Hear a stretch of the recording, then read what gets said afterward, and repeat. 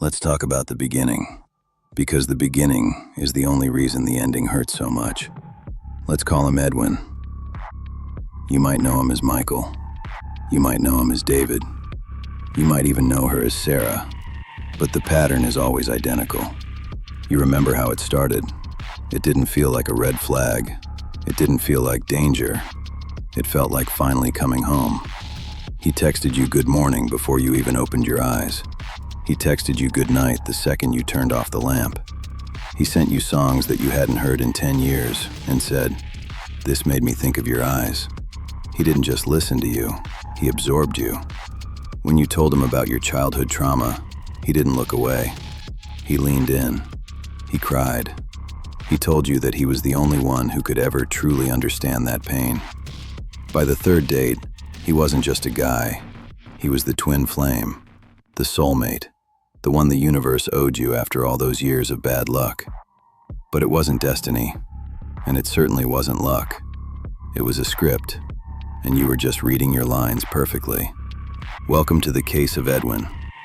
Tonight we are dissecting the most addictive drug in the narcissist's arsenal, love bombing. We're going to look at the 3 phases of this trap, why you fell for it, and most importantly, the specific tactical moves you can use to make sure an Edwin never gets past the front door again. Phase 1 is what I call the mirror. Most people think love bombing is just too much affection, but that's not it. Love bombing is actually data collection. In those first few weeks, Edwin isn't falling in love. He is building a profile. Every time you shared a dream, a fear, or a preference, he wasn't connecting with you. He was taking notes. If you said you loved 90s grunge music, suddenly, Edwin owns every Nirvana B-side. If you said you value honesty above all else, Edwin creates a monologue about how he just can't lie to a fault. If you said your ex was distant, Edwin becomes suffocatingly present. He has no core identity. He is a shapeshifter. He becomes the exact shape that fits into the empty space in your heart. This is why it feels like magic. It feels like magic because you are looking at a reflection of yourself. You are falling in love with your own best qualities, mirrored back to you by a predator. So, how do you expose a mirror? You use tactic 1, the boredom test. A narcissist like Edwin craves high-intensity emotion. He needs your deep secrets and your traumas to build his mask. So, stop feeding him. For 1 week, become the most boring version of yourself. Talk about your taxes. Talk about the humidity. Talk about the price of groceries in excruciating detail. Withhold your dreams. Withhold your past. A healthy partner who actually likes you will still engage. They'll listen to you talk about laundry because they enjoy your company. But an Edwin? Watch his eyes glaze over. Watch him check his phone. Watch him try to forcefully steer the conversation back to us and destiny and trauma. If he can't mine you for data, he will get bored. And when a narcissist gets bored, the mask slips. Once he has mirrored you, he moves to phase 2, the future fake.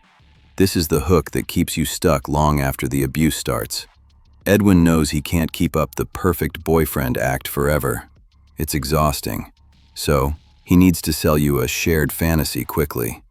This is why he talks about marriage on the 2nd week. This is why he plans vacations for next summer when you've only known him for a month. He is creating a debt.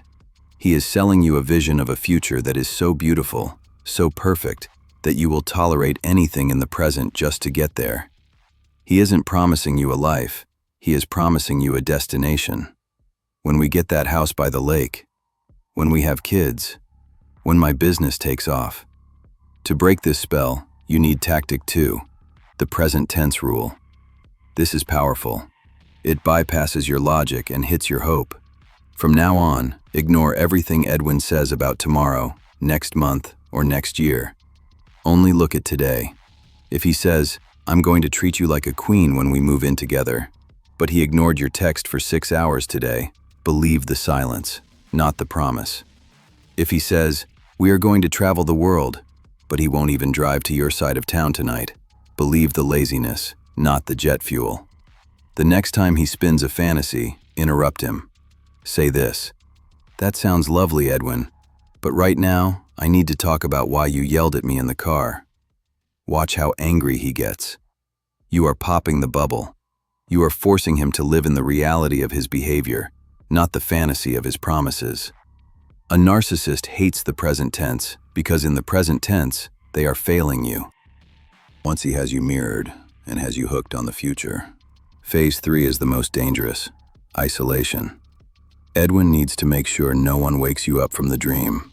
He doesn't do this by locking you in a room. He does it by locking you in a mindset. He'll say things like, "Your friends just don't get our connection. They're jealous." Or, "Your family is so toxic, babe. I just want to protect you from them." Or, "We don't need anyone else. We are an island." It sounds romantic. Us against the world. But it isn't romance. It is a siege. He is cutting your supply lines. He is removing the witnesses. Because he knows that if your best friend saw the texts he sends you at 2 a.m., she would tell you to run. To fight this, you must conduct Tactic 3, the third-party check. This is the hardest thing to do, but it will save your life. Take the things Edwin says to you, the compliments, the promises, and especially the criticisms, and repeat them verbatim to a skeptical friend. Not the friend who loves romance, the cynical friend, the one who doesn't trust easily. Say to them, "He told me that if I really loved him, I wouldn't go out with you guys tonight." Say it out loud. When you hear those words in the open air, outside of the fog of the relationship, they sound different. They sound like control. If you feel embarrassed telling your friends what Edwin said, that is your intuition screaming at you.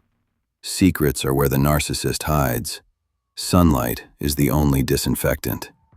Here is the truth about the case of Edwin. The man you met in the first month, he never existed. He was a trailer for a movie that was never going to be made. The real Edwin is the cold, distant, critical man you met 3 months later. That wasn't a bad patch.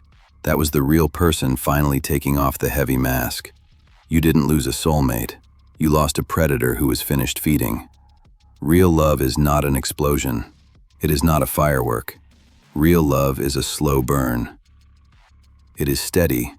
It respects your boundaries and it earns your trust over years, not days. If it feels like a roller coaster, it's not love. It's adrenaline. And adrenaline is a fear response. Trust your gut. If it feels too good to be true, it's because it's a lie. This is the voice in the dark. Stay safe, stay skeptical, and don't let them rewrite your reality. If you are tired of questioning your own sanity, if you need a place where the fog is lifted and your intuition is finally validated, then consider this your safe house. Subscribe to Psyche Noir. Here we don't run from the shadows, we light them up. I'll see you in the next investigation.